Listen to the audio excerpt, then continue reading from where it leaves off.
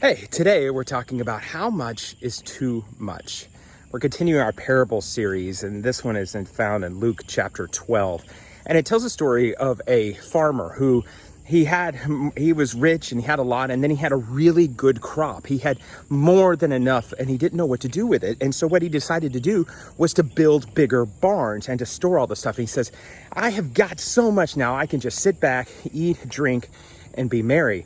But then God comes to him and says, you fool, how did I gave you all this and you were not generous to me. And that night, that guy died and he couldn't take any of his wealth with him. You see, what happens in the world is the world says more is more. We always have to have more. Like, how much is enough? Well, more than I have now.